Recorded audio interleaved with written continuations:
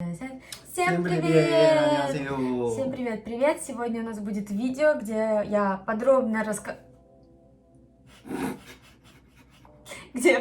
расскажу нашу историю знакомства. Для тех, кто подписан на мой инстаграм, они уже знают эту историю. Там она была рассказана моим порывом мысли. По-моему, я накатала тогда целых 4 поста. Вот. Но сегодня будет не только наша история знакомства с моей точки зрения, но еще с точки зрения Юнсова, который тут уплетает печеньки, пока я, между прочим, стараюсь и рассказываю. Вот. Поэтому сегодня мы расскажем то, как мы познакомились и как вообще завязались наши отношения. Поехали! Итак, начать, наверное, стоит немножечко издалека. На тот момент я была студенткой, у меня уже был интерес относительно азиатских языков. В принципе, относительно этого интереса и что откуда пошло, я рассказывала в видео, как я выучила корейский язык, поэтому это можно посмотреть там.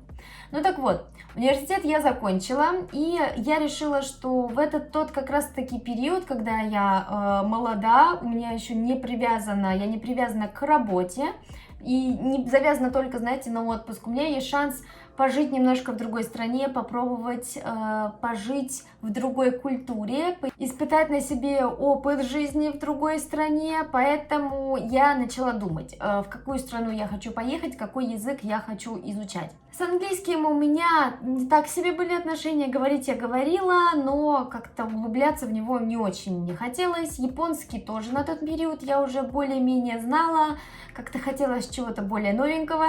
Китайский меня испугал своими иероглифами, поэтому выбор пал на Корею и на корейский язык. Я начала готовиться, искать, как я могу поехать в Корею, как я могу изучать корейский язык, при этом немножечко пожив там, потому что все-таки до сих пор я считаю, что если вы хотите изучать какой-то язык, самое лучшее это изучение в его среде. Вы выходите, вы сразу можете его практиковать, поэтому да. Поэтому я сразу решила поехать в Корею. Я начала собирать информацию, собирать документы и работать, собирать еще деньги. Да, по-моему, год у меня ушел на подготовку. Я год работала на 2 работах, собирала документы, готовилась, в том числе готовилась и в изучении корейского. Почему? На тот период я уже более-менее знала основы. Я ходила на волонтерские курсы, у меня была какая-то основная база, так сказать, первый уровень. Поэтому я хотела приехать и поступить на курсы сразу на 2-й уровень. У меня не было так много денег, чтобы начинать опять с нуля и повторять. Конечно, было бы здорово, на самом деле, повторить еще раз, закрепить основу уже в Корее с учителем корейского языка. Именно за счет того, что я начала со 2-го уровня, мне было немножко сложно. Но на тот период я об этом не думала, я думала только, как мне сэкономить деньги, не проходить еще раз то же самое, а начать сразу со 2-го уровня. Поэтому я пыталась всячески заниматься, повторять все сама, пока между работами. И где-то вот в этот период, в этот момент мы познакомились с Юнсобом. На самом деле сейчас я уже очень плохо помню, где, как и вообще как было наше общение. Почему? Потому что я не придавала этому вообще никакого смысла я этому не придавала. Мы общались чисто для проверки моего корейского языка. То есть я присылала сообщение, что проверь, там вот эта грамматика такая или не такая, можно ли так сказать, можно не сказать, какие здесь ошибки, посмотри, исправь. То есть вот такого плана. Это единственные мои воспоминания сейчас, как я сидела на смене в отеле, я работала на ресепшене в отеле, делала домашнее задание и вот что-то ему отправляла. То есть наши разговоры были вот именно на таком уровне. Ни о каких отношениях, в принципе, в мою поездку в Корею я не думала и не предполагала. Почему? Потому что на тот момент, будет сказать громко, но я разочаровалась, скажем так, в отношениях и вообще в понятии любовь. Поэтому я решила, что, наверное, мне этого не дано в этой жизни, поэтому как-то я сдалась. Когда все документы о моем зачислении на курсы, все визы, билеты на самолет, все было готово, это был 2016 год, уже осень, конец лета 2016 года, я прилетела в Корею и без задних мыслей первое, что было, я написала Юнсобу: давай мы встретимся. Да, Получается, что по факту именно я выступила не то чтобы инициатором, а я выступила таким первым шажочком к нашим отношениям, на тот момент еще не подразумевая вообще, что это приведет к отношениям. Когда я приехала в Корею, мне предстоял распределительный тест, как раз таки который и определит, с какого уровня я начну обучение. Если с письмом чтением было вполне нормально, то интервью просто оставалось на очень таком низком уровне. Я панически боялась разговаривать на корейском, я боялась вообще что-либо произносить. Поэтому мне было важно пересилить мой страх и начать говорить на корейском, потому что иначе я бы просто не прошла этот распределительный тест, интервью и начала бы все заново. Юнсоп, конечно, очень удивился, когда я предложила ему встретиться. Он сказал, что вообще как мы будем разговаривать, я не говорю по-английски, ты не говоришь по-корейски, что вообще, зачем это все. Но мне было абсолютно неважно, говорит он по-английски или нет, мне важно было вот пересилить себя, научиться говорить по-корейски, потому что подойти просто кому-то прохожему, знаете, на улице и заговорить по-корейски, это как бы не в культуре страны. Поэтому, да, поэтому все-таки я его вытащила, мы встретились, и наша первая встреча была просто репетицией интервью для моего распределительного экзамена. На самом деле я без понятия вообще, как мы разговаривали с Юнсопом, потому что знания, что его, что мои в английском были так себе, корейский у меня был не очень, русский у Юнсопа вообще был на нуле. Поэтому да, если бы мы хотя бы говорили на английском языке, то был бы огромный большой плюс. Вообще, если вы собираетесь ехать в Корею или как-то связать свою жизнь с Кореей, не думайте, что английский это, знаете, самое последнее, что вам может здесь понадобиться. Если вы знаете английский язык в Корее, то это дает вам огромный большой плюс, как в развитии себя, так и в поиске работы. Да, безусловно, здорово, если вы владеете русским и корейским, но если к этому у вас будет дополнительно еще английский язык, поверьте, будет огромный плюс. Поэтому я тоже начала сейчас подтягивать свой английский язык вместе с Лингода, чтобы передо мной открылись еще большие двери. Если вы хотите прокачать свой скилл в английском, в деловом английском, в испанском, французском или немецком, вот аж 5, то обязательно попробуйте, поучаствуйте в спринте, который будет проходить с 8 апреля по 6 июля. Спринт – это супер возможность всего за 3 месяца прокачать себе действительно здорово уровень языка. До конца регистрации на самом деле осталось не так уж и много. Регистрация проходит до 24 марта. И, как и на все хорошее и полезное, места, к сожалению, ограничены, так что успейте. Стоимость депозитная стоит 3379 рублей. Но при этом есть два условия. Если вы проходите супер спринт и посещаете 30 занятий за 1 месяц, вы можете вернуть 100% стоимость курса. Если посещаете 15 занятий в месяц, тогда можете вернуть 50% стоимость курса. Все зависит только от вас. Если вы нацелены изучать, то вы можете сделать это выгодно для себя. Лично мне очень удобно, что я вообще не завишу по времени. У меня график, распорядок дня постоянно плавающий, поэтому я могу просто заниматься тогда, когда мне удобно. Еще огромный плюс – это то, что если вы проходите суперспринт английского или делового английского, вы можете бесплатно сдать кембриджский онлайн-тест, что тоже очень огромный плюс, я считаю. Я всегда стараюсь делиться с вами полезной информацией, так что если вы хотите прокачать свой скилл и попробовать себя в этом спринте, обязательно переходите по ссылочке в описании и используйте мой промокод для скидки на депозит. 이제 우리 어떻게 처음에 만나는지 좀 설명해 주세요. 저희는 처음에 이태원에서 만났습니다. 이태원이야. 목소리 왜 이래? 이태원 커피 스미스 앞에서 만났죠. 너 어떻게 생각했어요? 내가 그때 그냥 아무 생각 없이 그 한국어만 무서워서 내가 이 사람이랑 한국어로 연습해야 하니까 내가 어떻게 이야기할 거야? 뭐 이 생각밖에 없어서 뭐 이거 데이트처럼 생겼는지 데이트 아닌지 그 생각이 아예 없었어. 너는 어떻게 생각했어? 내가 갑자기 만나자. 솔직히 말하면 생각은 안 나요. 아 진짜? 네, 너무 오래된 일이라서 제 음. 기억력이 나빠서 생각은 안 나는데 그냥 뭐 커피 스미스 앞에서 만나서 이제 뭐 커피 한 잔 먹고 막 말도 잘 안 통하니까 그냥 그치. 우리 그때 뭐 야, 좀, 휴대폰도 쓰고. 맞아요. 구글 번역기가 있으니까 그걸로 이제 좀 talking about을 하고 그치. 그 다음에 커피 마시고 우리 뭐 했어? 밥 먹으러 갔을 거예요. 고깃집. 밥 먹으러. 그치. 왜냐면 그때 그거 기억나. 내가 외국인이라서 그 고기를 어떻게 혼자 뭐 삼겹살 먹을 맞아, 수 맞아, 없잖아. 맞아. 그래서 오빠가 뭐 삼겹살 혹시 뭐 알아요? 먹고 싶어요? 근데 내가 삼겹살 너무 먹고 싶다. 그래서 뭐 같이 먹자. 이거 2인분이라서 맞아. 이렇게. 그때 토냐는 돈이 없었습니다. 나 거지였어요. 그때 진짜 돈이 없었어. 이거는 저도 몰랐어요. 그때 나중에 알게 된 사실인데 제가 그때는 그 내가 1년 동안 뭐 어떤 턴을 다 이렇게 학교 그 교육으로 이렇게 쓰는 돈이 하루에 10,000원이었어요.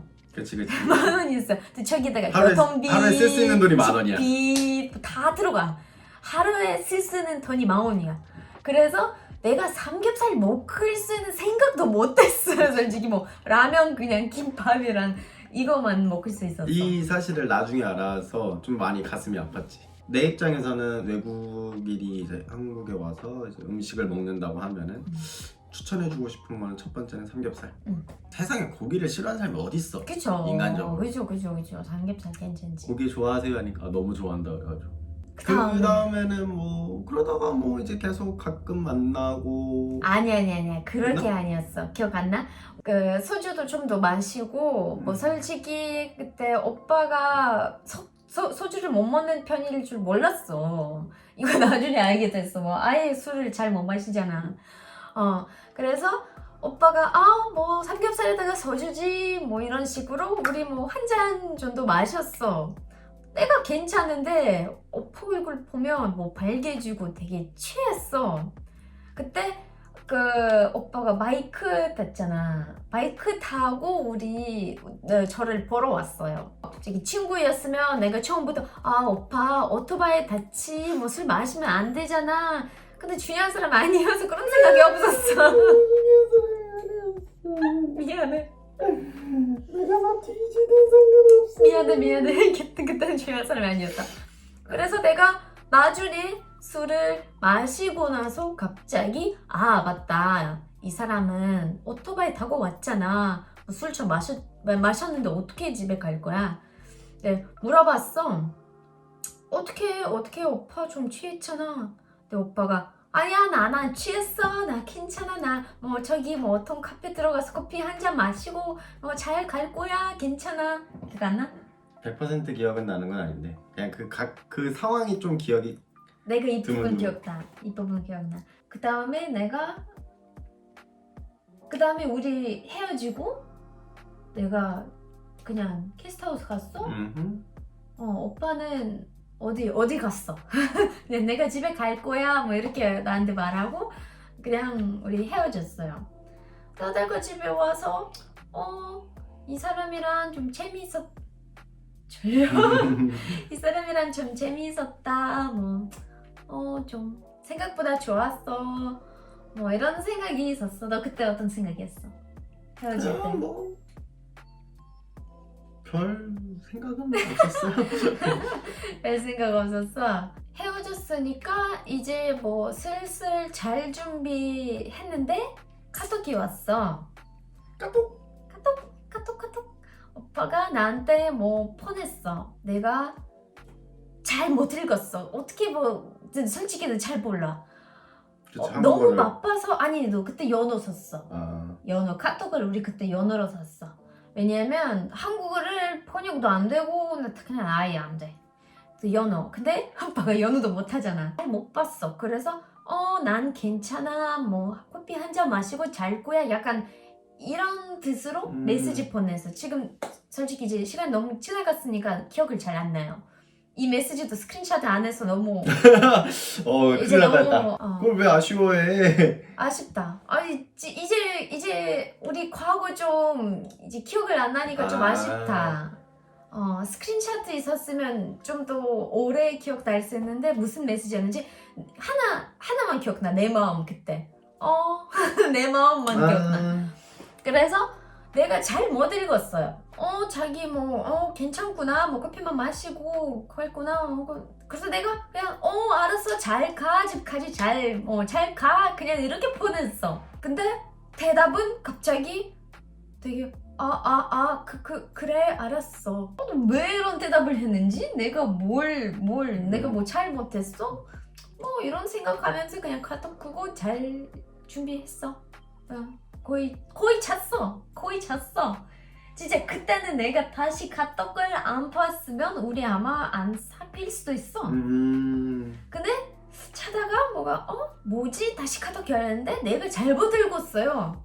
티씨는 난 안 괜찮아. 취했어. 커피 마시고 있다. 커피를 마시고 있는데 난 안 괜찮아. 근데 내가 나한테 안 괜찮다고 보냈는데 내가 그냥 상관없고 집까지 잘 가. 너무 마음이 이상해졌어. 내가 어떻게 그렇게 말했어? 그래서 다시 너 괜찮냐? 이렇게 다시 대답하고 오빠가 난 좀 취했다. 좀 괜찮은 것 같대. 근데 딱 봐도 기분이 안 좋아. 어디 있는지 물어봤는데 우리 게스트하우스 옆에 그 커피숍 저기에서 커피 마시고 있대. 그 카페는 기억나. 그래서 내가 5분만 기다려 나간다. 자주 갔던 데. 5분만 기다려 나간다고. 그래서 나갔어. 내가 그때 5분 동안 엄청 준비 빨리. 와, 진짜 모습 봐봐. 이렇게 나갔어. 자려고 준비 다 했는데 자고 있었는데. 그럼 이거 바로 운명인 것 같아요. 네. 그래서 오빠가 취했으니까 이제 좀 이 사람을 그냥 냅둬가면 좀 그냥 그래요. 이제 조금 이 사람이가 이제 하루 동안 시간을 봤으니까 아예 모르는 사람이 아니에요. 그래서 좀 산책하면서 술이 다 깨지면은 그때 집에 가면 되지. 이런 식 우리 산책했어. 그 기억나?